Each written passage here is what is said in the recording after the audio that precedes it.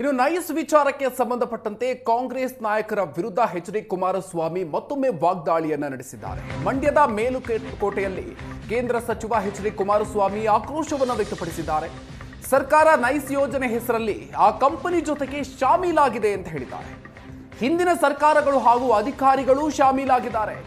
Nice company ಮಾಲೀಕನಿಗೆ red carpet ಹಾರಿಸಿದ್ದಾರೆ. ರೈತರ ಭೂಮಿ ಲೂಟಿ ಮಾಡಿದ್ದಾರೆ. 20 ವರ್ಷ ಆದರೂ ಹಣ ನೀಡಿಲ್ಲ. ನ್ಯಾಯಾಲಯ ಟೋಲ್ ಸಂಗ್ರಹ ಕಾನೂನು ಬಾಹಿರ ಅಂತ ಹೇಳಿದೆ. ಲೋಕೋಪಯೋಗಿ ಸಚಿವರು ಇನ್ನೂ 20 ವರ್ಷ ಅಗ್ರಿಮೆಂಟ್ ಇದೆ ಅಂತ ಹೇಳ್ತಾ ಇದ್ದಾರೆ. ಸರ್ಕಾರ ಇರೋದು ಯಾವನೊಬ್ಬ ವ್ಯಕ್ತಿಯ ರಕ್ಷಣೆ ಕೊಡೋಕೆ ಅಲ್ಲ. ಈ ಸರ್ಕಾರ ನೈಸ್ ಕಂಪನಿಗೆ ಸಂಪೂರ್ಣವಾಗಿ ಶರಣಾಗತಿಯಾಗಿದೆ ಅಂತ ಹೇಳಿ ಎಚ್.ಡಿ. ಕುಮಾರಸ್ವಾಮಿ ಅವರು ಮತ್ತೊಮ್ಮೆ ಆಕ್ರೋಶವನ್ನು ವ್ಯಕ್ತಪಡಿಸಿದ್ದಾರೆ. ಇದು ಕರ್ನಾಟಕದ ನಂಬರ್ 1 ಸ್ಕ್ಯಾಮ್ ಅಂತ ಕುಮಾರಸ್ವಾಮಿ ಅವರು ತೀವ್ರ ವಾಗ್ದಾಳಿಯನ್ನು ನಡೆಸಿದ್ದಾರೆ. ಇವತ್ತಿನ ಆ ಜಾಹೀರಾತು ಏನಿದೆ, ಅದು ಜಾಹೀರಾತು ಯಾರು ಕಲ್ಪನೆ ಮಾಡಿ ಕೊಟ್ಟಿರ್ತಕ್ಕಂಥ ಜಾಹೀರಾತಲ್ಲ.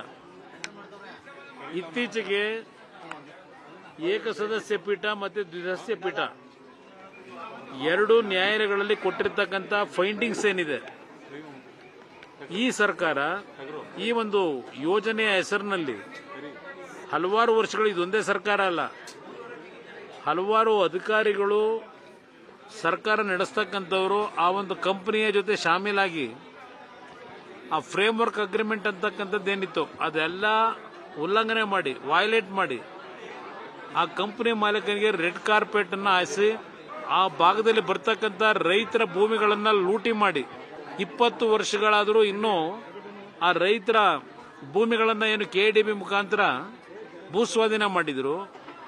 ಹಣ ಕೊಟ್ಟಿಲ್ಲ ರೈತರಿಗೆ 20 ವರ್ಷವಾದರೂ. ಆ ಭೂಮಿಗಳನ್ನು ಹಲವಾರು ಜಾಯಿಂಟ್ ವೆಂಚರ್ಗಳಿಗೆ, ಅದೆಲ್ಲದರ ಹಿನ್ನೆಲೆಯಲ್ಲಿ ನ್ಯಾಯಾಲಯ ಕೊಟ್ಟಂತ ತೀರ್ಪು ಇಷ್ಟೆಲ್ಲ ಕೊಟ್ಟರು ಈ ಸರ್ಕಾರ ಯಾವುದೇ ರೀತಿ ಕ್ರಮ ತೆಗೆದುಕೊಳ್ತಕ್ಕಂಥದ್ದಕ್ಕೆ ಯಾತಕ್ಕೆ ಮೌನವಾಗಿದ್ದಾರೆ?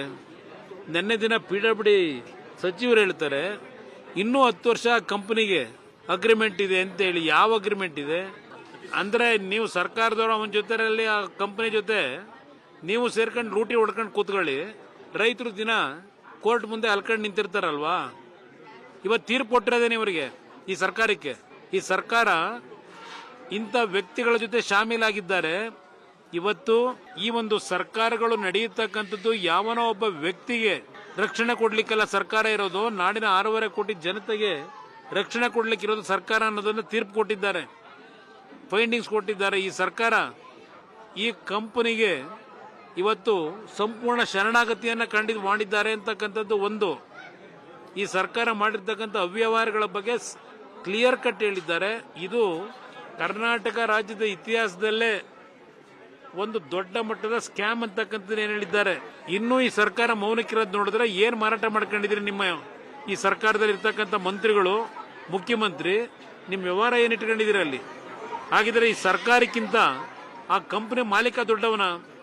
ಈ ಸರ್ಕಾರ ನಡೆಸ್ತಾ ಇರೋದು ಆ ಕಂಪನಿ ಮಾಲೀಕನೋ ಇಲ್ಲ ಈ ಸರ್ಕಾರ ನಡೀತಾ ಇರೋದು ಈ ರಾಜ್ಯದ ಮುಖ್ಯ? ನನಗೆ ಹೇಳಬೇಕಾಗಿಲ್ಲ, ನಾನು ಅವ್ರು ಕಟ್ಕೊಂಡು ನನಗಾಗಬೇಕಾಗಿರೋದು. ನಾನು ಹೇಳ್ತಿರೋದು ಅವನಿಗೆಲ್ಲ ಹೇಳ್ತಾ ಇರೋದು. ನಾನು ಹೇಳ್ತಾ ಇರೋದು ಈ ಸರ್ಕಾರಕ್ಕೆ ಬೆನ್ನೆಲುಬ. ಈ ಸರ್ಕಾರಕ್ಕೆ ಏನು ಅವ್ರು ಡೈರೆಕ್ಷನ್ ಕೊಟ್ಟಿರೋದು ಕೋರ್ಟ್ನಲ್ಲಿ. ಕೋರ್ಟ್ ಆದೇಶ ಕೊಟ್ಟಿರೋದು ಕಿಣಿಗಲ್ಲ, ಕೋರ್ಟ್ ಆದೇಶ ಕೊಟ್ಟಿರೋದು ಪ್ರಚೋದನೆ ಅಲ್ಲ. ಜನ ಇಷ್ಟೊತ್ತಿಗೆ ನುಗ್ಗಬೇಕಾಗಿತ್ತು. ನನಗೆ ಅವ್ರ ನೋಡಿ, ನಾನು ಯಾರಿಗೋ ಉತ್ತರ ಕೊಡ್ಲ, ಅವನು ಯಾರೋ ಲೂಟಿ ಹೊಡಿಯಕ್ ಬಂದಿರೋ ನಮಗೆ 5 ರೂಪಾಯಿ ಹಾಕಿದಾನ ಆ ಯೋಜನೆಗೆ? 5 ರೂಪಾಯಿಗೆ ಹಾಕಿದಾನ ಅವನ ಕೈಯಿಂದ. ರಾಜ್ಯ ಸರ್ಕಾರದ ಭೂಮಿ ಕೊಟ್ಟರು ಲೀಸ್ಗೆ 10 ರೂಪಾಯಿಗೆ, ಅದನ್ನು ತಗೊಂಡು